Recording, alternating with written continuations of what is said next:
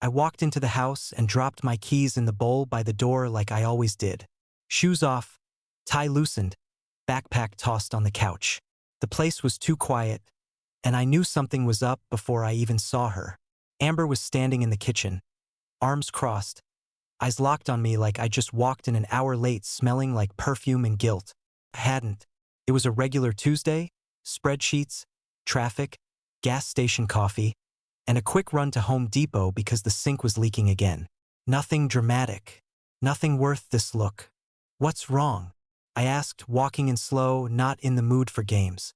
She didn't answer right away, just stared. Her jaw was clenched, and that little vein near her temple was doing its usual pulsing thing when she was pissed. I leaned against the counter, waiting. Then she finally spoke. "You're not the man I married." I blinked. "Come again. You're always tired, distracted, completely disconnected. You don't listen. You barely talk to me unless I start the conversation. You're just here." The words hit like a slap, but I didn't flinch. I wasn't sure what she expected me to say. She wasn't wrong, but it was the way she said it, like she'd been storing it up, just waiting to throw it at me the second she had an excuse. Before I could open my mouth, she added, "I can't do this anymore. I don't even want to look at you." I stood there for a second, processing. I thought I'd feel panic, rage, something, but all I felt was this quiet sense of, yeah, I knew this was coming. Maybe not today, but soon. We hadn't been right for a long time.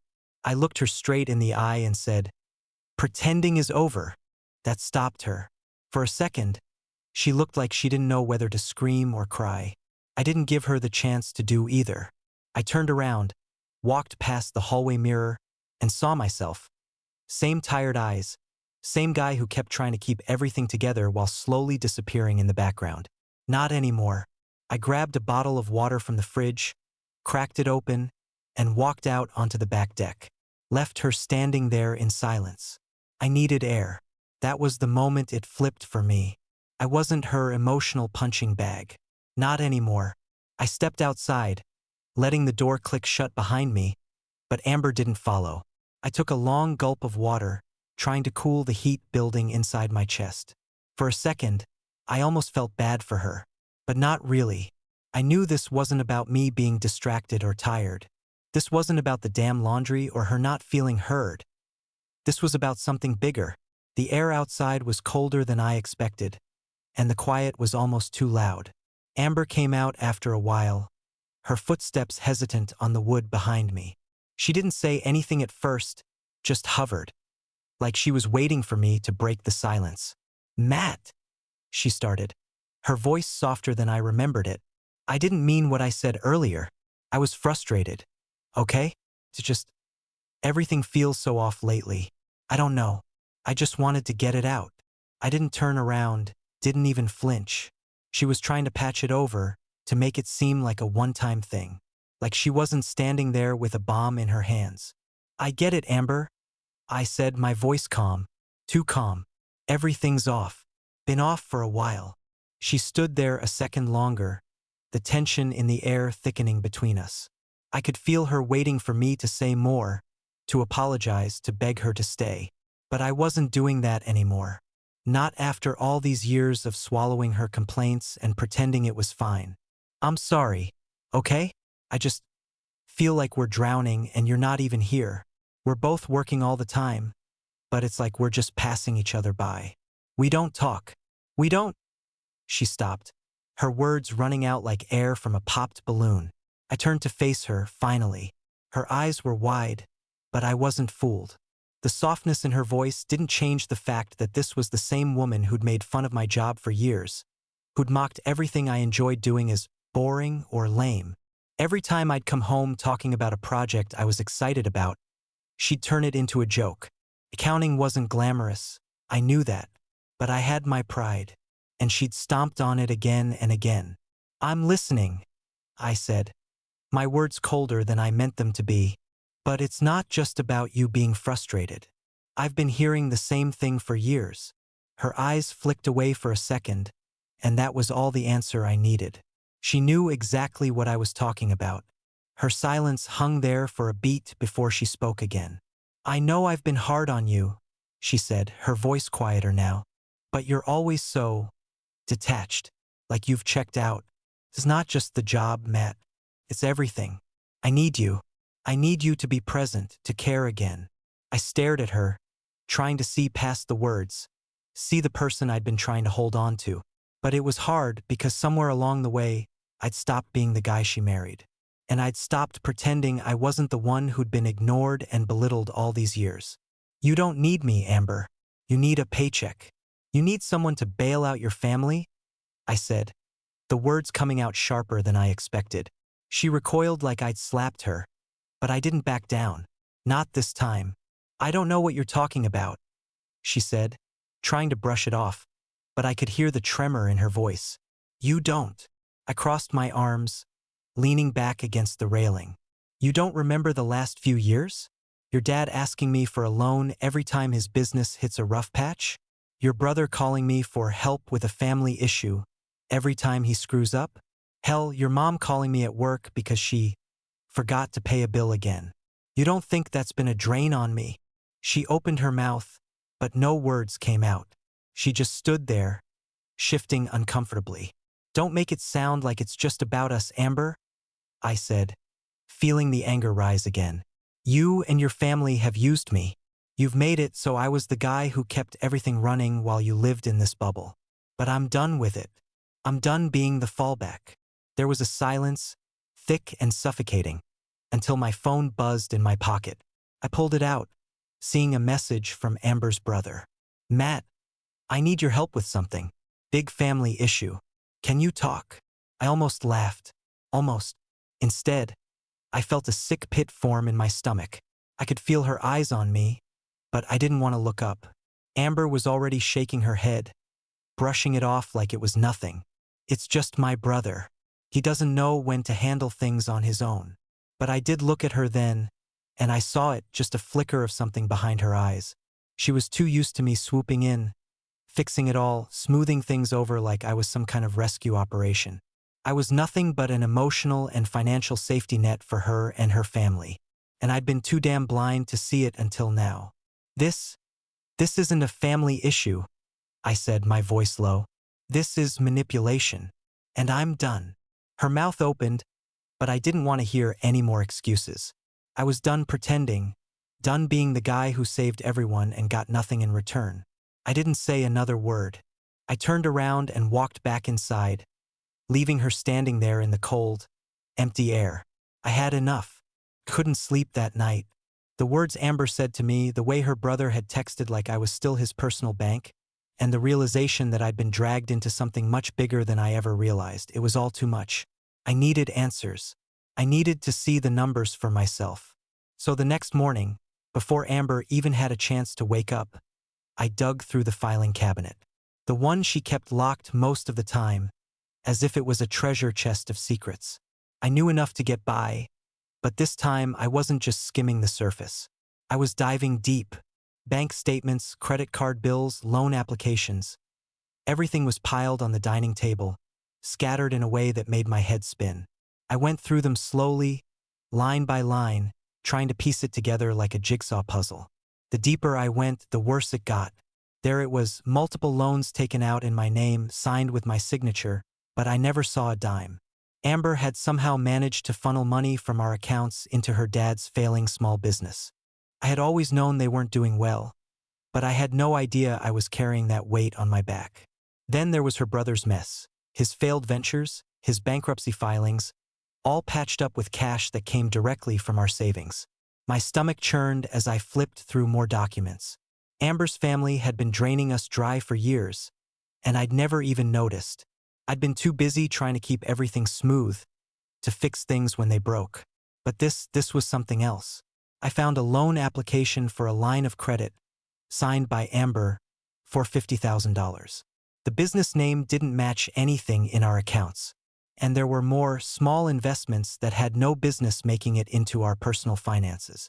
I felt a cold sweat break out across my neck as I realized just how much money had been funneled into things that weren't even ours. Amber's family had been treating me like an ATM, and I was too blind to see it.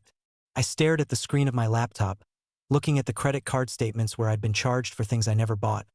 Supplies for her dad's shop, renovations on some of her brother's failed properties, and a hell of a lot of family emergencies that never seemed to end.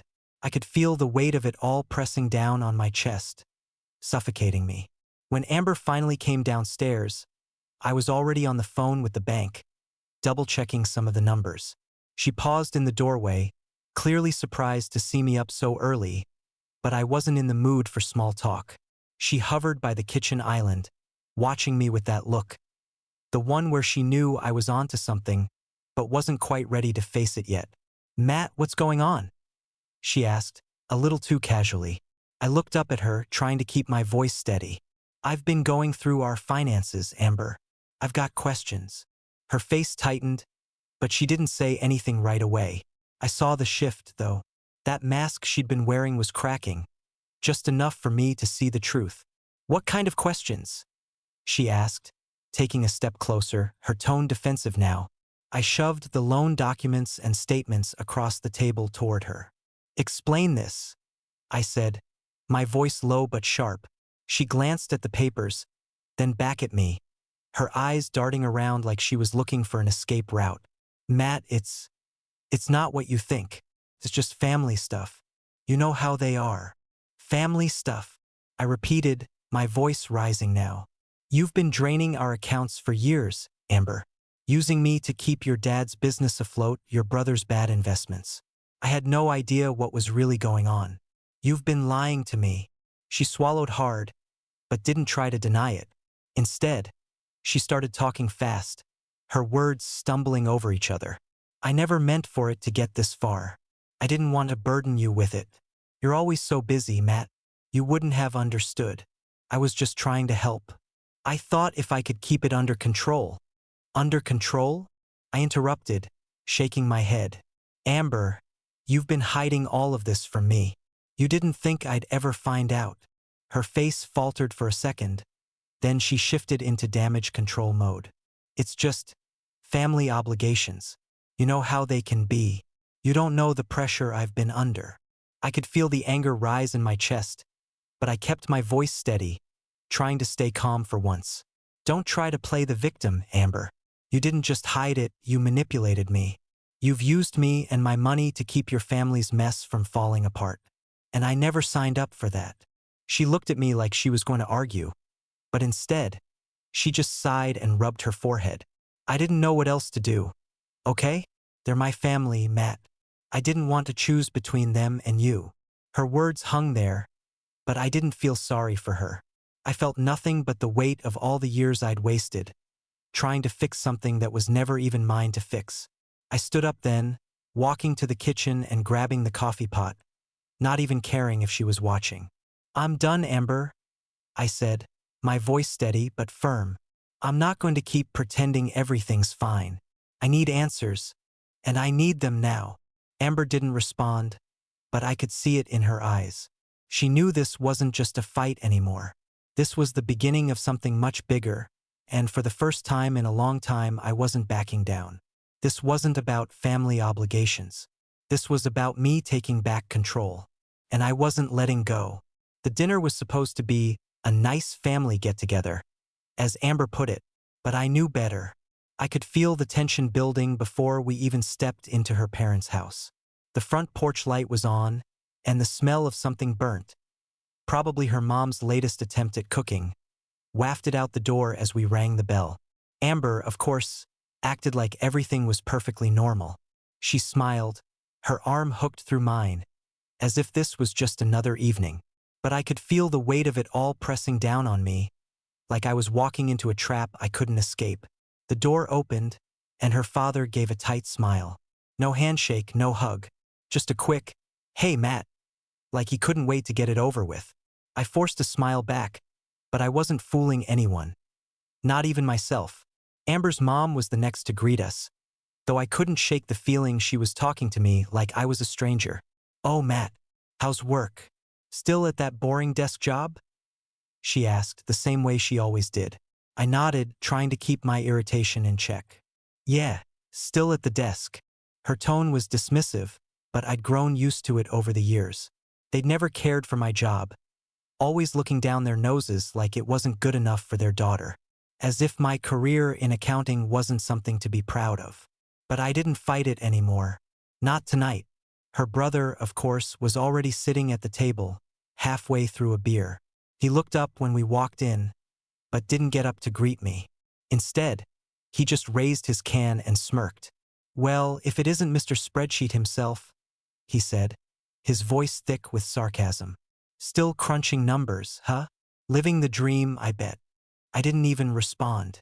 I just nodded and sat down at the table, my hand gripping the edge of my chair harder than I meant to. Dinner started off like most of their family meals. Awkward silences, forced small talk, Amber's mother talking over everyone else with her opinions on politics, and her father half listening while pretending to be busy with his food. Amber, of course, acted like everything was fine, smiling and laughing at jokes that didn't even make sense. She was playing her part, pretending we were all one big happy family. But I wasn't buying it. It was when Amber's father dropped his bombshell that I had to fight to keep my composure. "Well," he said casually, spearing a piece of chicken with his fork, "the shop's been slow again. We might need another loan to keep things going. You know, for the renovations. You've got to invest in your business if you want it to stay afloat." I froze, the fork halfway to my mouth. Did he really just say that? Did he really expect me to help him out again? After all the money I'd already put into that failing shop, he was casually asking for more? Amber's brother piped up, clearly getting a kick out of the situation. "Yeah, Matt, you've got to support the family business. I mean, that's what family's for, right?" There was a strange bitterness in his tone, but it was cloaked in that fake, light-hearted, joking manner. It was as if he thought he was entitled to my money, just because we were family. I wanted to say something, anything, but I just kept staring at my plate, gripping the edge of the table like I was about to break it in half. I could feel the blood rush to my face, the anger swelling up, but I didn't want to give them the satisfaction of seeing me lose control. Amber's father didn't seem to notice my silence. He just kept talking, like the whole thing was perfectly normal. "I'm sure you'll understand, Matt," he said. "We've always looked out for each other. It's just how it goes. Family helps family." I wanted to laugh, but it came out as a bitter exhale instead. Family helps family. That was the line. The one they'd used for years to justify their manipulation. The one that had made me feel guilty every time I said no to one of their demands. But this time I wasn't going to let it slide. Instead, I cleared my throat and set my fork down carefully. "I think the business is beyond help at this point," I said, my voice steady. "You've had years to make it work, and I've been putting money into it. But I'm not going to keep sinking money into something that's not going anywhere." Amber's mom gave me a sharp look, but her father just shrugged, as if it didn't even matter. "Well, it's just an option, Matt. You can't blame a guy for trying. I thought you'd be more understanding." Amber's brother laughed darkly. "Yeah, guess not all of us have deep pockets. You've got plenty, right?" His voice was dripping with that passive-aggressive sarcasm I was so tired of. I could feel the frustration rise in my chest, but I stayed quiet, focusing on my breathing. I wasn't going to let him bait me. I wasn't going to let any of them see me break. Not tonight. The rest of dinner passed in a blur of strained conversations and fake smiles. Every comment from Amber's family felt like a jab. Every glance a reminder of how little they actually respected me. They had no problem using me, asking me for money, but when it came to showing any kind of appreciation, I was invisible. When dessert came out, I could feel the weight of it all pressing down on me. Amber had been playing the role of perfect wife all night, but I could see the cracks. She knew exactly what was going on. She knew I was being used, but she didn't seem to care. Maybe she was too used to it. Maybe she was too comfortable with the way things were. By the time we left, I was sick of the whole thing. The dinner, the fake smiles, the way her family had drained me emotionally and financially for years. All of it was too much. I hadn't gotten a single word of thanks. Not from Amber, not from any of them. On the way home, Amber tried to make small talk, but I wasn't in the mood. I barely listened, my mind spinning with everything I'd just seen. This was it. I'd been played for too long. and I was done. When we got home, I didn't even bother to say goodnight. I just walked to the bedroom, shutting the door behind me. I was done pretending, and I was done with all of them. I didn't sleep that night. The anger, the frustration, it kept me up, circling around in my head like some kind of storm I couldn't escape. I kept thinking about dinner, about how her family treated me like some kind of wallet with legs, just there to keep things afloat. And Amber had let it happen. She'd stood by, pretending everything was fine, while I was being drained dry, emotionally and financially. The next morning, I couldn't hold it in anymore. I waited until she got out of the shower, and then I confronted her, the papers from the bank still scattered on the kitchen table between us. "Why, Amber?" I asked, my voice calm but tight. "Why have you been hiding all this money from me? Why didn't you tell me about these loans, these investments?" Amber froze, towel still wrapped around her, hair damp, eyes widening like she hadn't seen it coming. But of course she knew. She always knew. I wasn't hiding it," she stammered, her hand gripping the counter like it was the only thing keeping her upright. "I was just trying to help my family. They need me, Matt. You don't understand the pressure I've been under. It's not just money. It's everything. You don't see what I'm dealing with." I leaned forward, staring her down. "It's not just money, Amber. You've been lying to me. You've been funneling money into your dad's failing business and your brother's messes. And you think I don't see it? You think I don't feel it?" She stepped back, hands up in defense. "I never meant for it to get this bad. I didn't want to burden you. I was just trying to keep things together, okay? I thought you'd understand, but you never do. Understand," I repeated, feeling the heat in my chest burn brighter. "You don't get it, do you? You think I'm just here to fix everything, to fix your family's problems, to give them money, to pretend I'm okay with it while you walk all over me. You never once respected me, Amber. You've never seen me as anything more than a bank account." Her eyes narrowed, and I saw the defensiveness slip in. She shook her head, almost like she was trying to convince herself. "That's not fair. You know it's not that simple." "No," I shot back, my voice rising now. "It is that simple. You've been hiding everything from me, using me to keep your family afloat, and then you turn around and act like I'm the problem when I don't want to play along anymore. It's not just your family, Amber. It's you. You've let this go on for years. And now you're expecting me to just keep giving, keep sacrificing for people who couldn't care less about me." Her face twisted, a flash of guilt crossing her features. But then the walls went up again. "I've always tried to help. They need me. They can't handle things on their own. Why can't you see that?" "I see it," I said, voice low now. "I see exactly what it is. You're using me, Amber. You've been using me for everything, money, emotional support. I'm just a tool for you, for your family. And I'm done." Her mouth opened, then closed, like she was trying to find the right words. But it was too late. The damage had been done. She'd pushed me into a corner for too long, and now I couldn't unsee it. I couldn't pretend it was all okay anymore. "I can't keep doing this," I said, my voice steady, but the weight of it was sinking in. "I don't know where this marriage is going anymore. I don't know if there's even anything left for us. But I'm done being your emotional punching bag. Done being the fallback for you and your family's failures." Her eyes were wide, hurt, but she didn't try to reach for me. She didn't try to defend herself anymore. She just stood there, frozen, as the truth settled between us like a wall we couldn't break down. I took a deep breath, feeling like I was finally seeing things clearly. "You've pushed me too far, Amber. I'm not going to keep sacrificing for people who've never respected me, who've never appreciated what I've done. Not anymore." There was a long silence, the kind that felt too heavy to carry. Amber opened her mouth a couple of times like she wanted to say something, but then just closed it. Her face was a mix of disbelief and something I couldn't quite read. Finally, I stood up from the table, pushing my chair back. "I don't know what comes next, but I know this marriage, these games, it's over for me. I'm not going to pretend everything is fine anymore." I didn't wait for her to respond. I didn't care what she had to say. I'd heard enough excuses. I walked out of the kitchen, leaving her there with her silence, and went into the bedroom. For the first time in years, I felt a weight lift off my shoulders. I wasn't the one pretending anymore.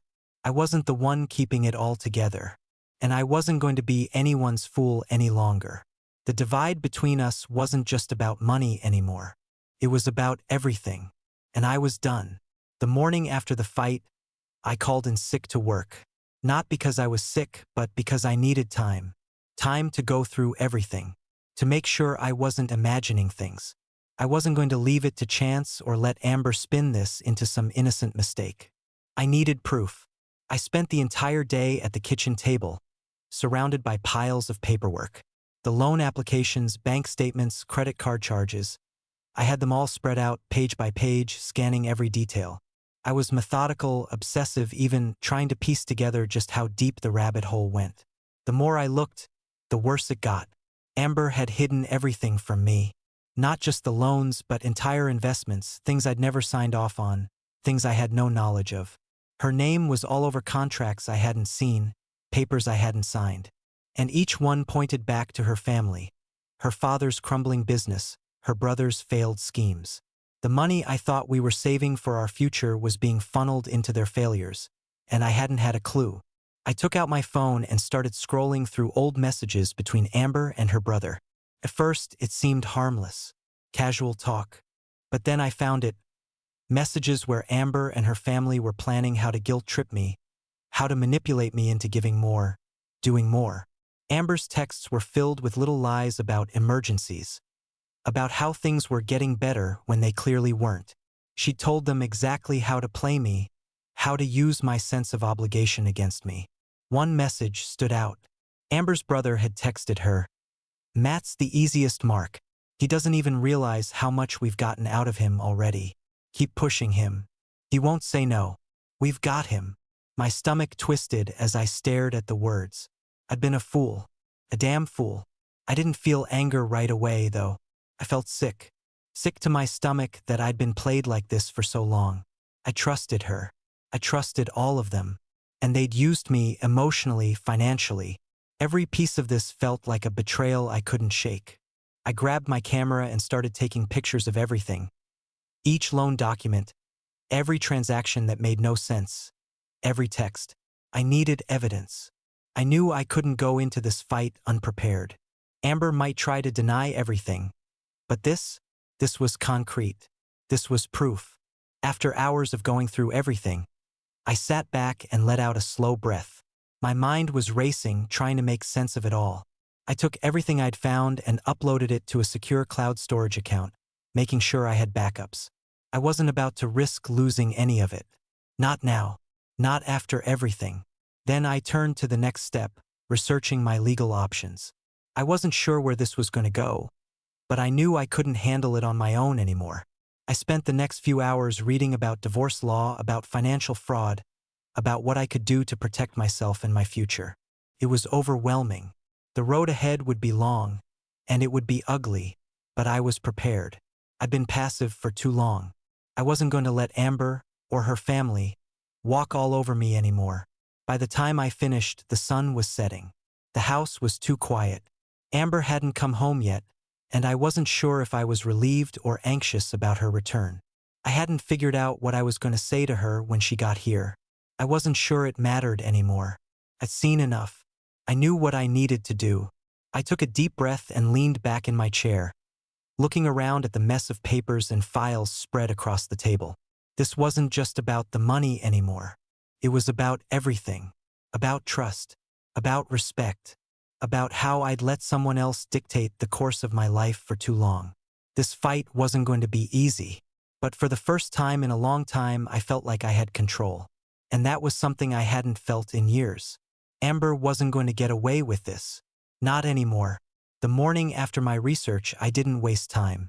I didn't care about playing nice or giving her another chance to explain. I was done with explanations. I called Amber into the living room, standing in front of the coffee table, where I'd laid out all the documents. Everything I had gathered, all the proof that had been hidden from me for years. When she walked in, she didn't ask what was going on.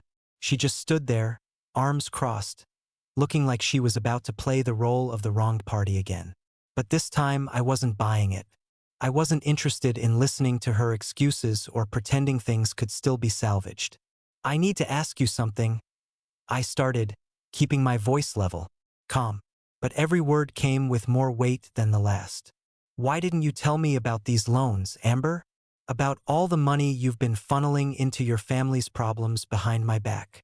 She blinked, her face faltering for a second. "What are you talking about?" I shoved the pile of documents across the table, making sure she saw the stacks: bank statements, loan applications, and the little text message threads between her and her family, all clearly outlining how she'd manipulated me. "I'm talking about this. The loans. The investments you never told me about. The businesses I've been supporting without knowing a damn thing about it. You've been lying to me, Amber, hiding things from me for years." Her eyes darted from the papers to me, then back to the papers. She took a deep breath like she was trying to keep herself together, but I could see the panic creeping in. "It's not what you think," she said quickly, her voice almost pleading. "I was just trying to help. They needed me. They need us. You don't understand, Matt. You don't know what I've been dealing with." "Help!" I snapped, stepping closer to the table. "You've been using me. You've been using my money, my trust, and you think this is all just helping? You're not helping anyone but yourself, Amber. You've been playing me, lying to me, and you think I'm just supposed to keep taking it." She shook her head, her voice frantic now. No, that's not it. You're twisting everything. You don't get it. I never meant to hurt you. It's all just a misunderstanding. A big misunderstanding." "Misunderstanding," I repeated, stepping back, giving myself space to breathe. "You've been hiding money from me, lying about loans, and manipulating me into thinking everything was fine. You even had your brother telling you how to use me. I'm not the one who's confused here." Her face went pale, and I could see her scrambling for control. "Matt, please. I love you. I didn't want any of this to happen. It was just too much, and I didn't know how to stop it. I thought you'd understand. We're family." I couldn't take it anymore. I wasn't some naive guy who would fall for that act again. "No, Amber. We're not family. You've made it clear who your real family is. You've chosen them over me for years. And you've treated me like a paycheck the whole time." Her voice cracked, and I saw her fighting tears, but I wasn't moved. I cried enough for both of us in this marriage, and I wasn't doing it anymore. "Matt, please," she begged, stepping closer to me. "Let's just talk. We can work through this. We've been through worse, haven't we?" "No," I said, cutting her off. My voice was steady, but I felt it deep in my chest. How much it hurt, how much I was finally letting go. "We're not working through this. I'm done pretending. I can't keep sacrificing for you, for your family. I won't be your emotional punching bag anymore. This is over." She took a step back, eyes wide in disbelief. "What do you mean it's over? We can fix this. I know we can. Just give me another chance, please." Her voice was desperate now, and it made me feel nothing but exhaustion. I couldn't do it. I wouldn't. "I'm not giving you another chance, Amber," I said quietly but firmly. "I've been giving for years. I've been giving pieces of myself away to keep this together, and you've just kept taking. It's not about the money anymore. It's about me, my respect, and I've lost it. I've lost respect for you, for the way you've treated me, for the way you've used me. This isn't love. This is control. And I'm done." She looked like she was going to argue, but the words never came. She just stood there, looking at me with a kind of desperation I couldn't bear to see anymore. "I don't know where we go from here," I said, my voice softer now. "But I know this. I'm not doing this anymore. Pack a bag. Go stay with your parents for a while. We need space." Her mouth opened like she wanted to fight it, but then she just shut it.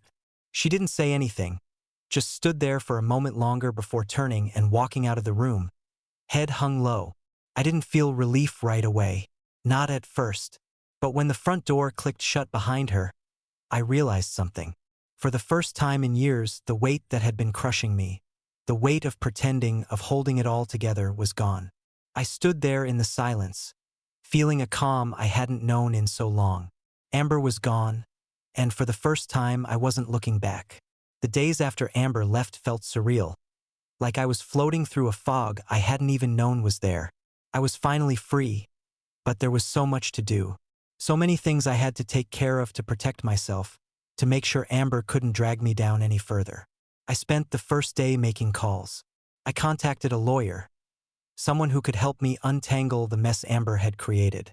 The divorce wouldn't be easy. I knew that, but it had to happen. There was no going back now. I wasn't going to let her or her family take anything more from me. Not my money, not my peace of mind, and definitely not my dignity. The lawyer assured me the process would take time, that there'd be negotiations, battles, and a lot of paperwork. But she also said I had the upper hand. The evidence I had was solid. Everything from the hidden loans to the text messages where Amber and her family had discussed manipulating me. I wasn't going to let this slide. I wasn't going to let them make me feel guilty or second-guess myself. This was my life now, and I was going to take control. The next step was reaching out to my bank, my credit card company, and my insurance provider. I spent hours on the phone, making sure Amber was removed from all of our accounts. Felt cold, almost clinical, but it had to be done. I needed to make sure she couldn't take anything else from me. Any more money, any more access. My financial security had to come first. Each call felt like a small victory, like I was slowly cutting away the ties that had bound me to her and her family. But I didn't stop there. I made sure everything was locked down, accounts secured, passwords changed, and all joint assets transferred or frozen. I wasn't going to be blindsided again. I could feel the tension rising inside me every time I thought about Amber and her family. I knew they wouldn't let me go without a fight. They'd already proven how entitled they felt to my money, to my life. But I wasn't going to give in. Not this time. The phone call came 3 days after Amber left. It was her father. I knew it was coming. I knew they'd try to smooth things over, try to manipulate me one last time. Matt. His voice was strained, like he was trying to sound casual, but I could hear the underlying tension. I think there's been a misunderstanding. Amber's been upset, and you've got to understand, she didn't mean for things to go this far. We're family, Matt. We can work this out. We can fix everything. I could almost hear him pacing, trying to find the right words, trying to make me feel bad for what was happening, trying to turn it all back on me. But I wasn't falling for it anymore. I wasn't going to let them manipulate me again. No, Mr. Walker, I said, my voice firm, clear. I don't think you understand. This isn't about a misunderstanding. This is about years of manipulation, of using me to cover up your family's mistakes. I'm done with it. I'm done with Amber, and I'm done with all of you. This isn't about family anymore. This is about self-respect. And you're not going to use me anymore. There was a long silence on the other end of the line. I could almost feel his anger rising, but I didn't care. He was used to controlling the situation, to getting people to do what he wanted. Not anymore. I don't know what's happened to you, Matt, he said, his voice low now, almost pleading. You've been a part of this family for years. You can't just throw it all away. I can and I will, I replied, cutting him off. I've spent too many years being used and disrespected by your family. I'm not doing it anymore. I'm not negotiating, and I'm not going to listen to your excuses. Amber's made her choice, and now it's my turn to make mine. This marriage is over. And so is any relationship I had with all of you. He muttered something under his breath, but I didn't let him get another word in. Don't call me again, I said, my voice final. The time for manipulation is over. I hung up the phone before he could respond. There was no point in talking to him anymore. He and his family had shown me who they really were, and it wasn't someone I needed in my life. I sat there for a moment, the weight of what I just said sinking in, the finality of it. But it didn't feel as heavy as I expected. Felt freeing, like I was cutting the last of the ties that had bound me to a life I didn't want. I wasn't going to compromise. I wasn't going to let them pull me back into their mess. I spent the rest of the day with the lawyer, making sure all the paperwork was filed. The divorce proceedings were underway, and I wasn't going to back down. Not for Amber. Not for her family. I was ready to fight for myself, for my future. As the sun set that evening, I looked at my phone. No messages from Amber. No texts from her family. And for the first time in years, I felt a sense of relief. This fight wasn't just about ending a marriage. It was about reclaiming my life. And I wasn't about to let anyone take that away from me. Months had passed since Amber left, and it felt like a lifetime ago. The house I'd once shared with her, the place that had felt suffocating, was finally starting to feel like mine.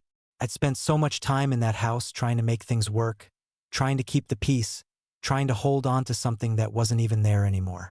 But now it was mine. No more manipulation, no more guilt trips, no more pretending things were fine when they weren't. The divorce was finalized, and for the first time in years, I felt like I had control over my own life. Amber had tried to contest some of the terms, but my lawyer had made sure everything was airtight. The evidence I had, those messages, the loans, the financial mess, was irrefutable. I didn't have to worry about her trying to pull anything else. It was over. I sat on the couch one afternoon, scrolling through my phone, and saw a missed call from Amber's brother. I stared at it for a moment, then without hesitation, I hit end and tossed my phone back onto the coffee table. I wasn't going to answer. I wasn't going to engage with any of them anymore. The family that had used me, that had never respected me, those people didn't get to have a place in my life. Not anymore. For the first time in a long time, I wasn't weighed down by the past. I wasn't walking around with that constant ache in my chest, wondering if I was doing the right thing, wondering if I was enough. I had found my peace, and I wasn't going to let anyone take it away from me. The mountains had always been my dream. For years, I talked about taking a trip, but it had always been pushed aside, always put off for something else. But now I was making it happen. I'd booked the flight, packed my gear, and for the first time in a long time, I felt excited about something. The weight of everything that had happened, everything I had lost, was finally starting to lift. This trip, it wasn't just about the mountains. It was about me, about taking that first step toward something new. It was my fresh start. A chance to breathe without the weight of Amber and her family hanging over me. No more pretending. No more apologies for things that weren't my fault. I looked out the window, the afternoon sun casting long shadows across the lawn, and for the first time I felt hopeful. Whatever came next, I knew I'd be okay. I wasn't running from anything anymore. I was running toward something, toward myself. And that, I realized, was the only place I needed to be.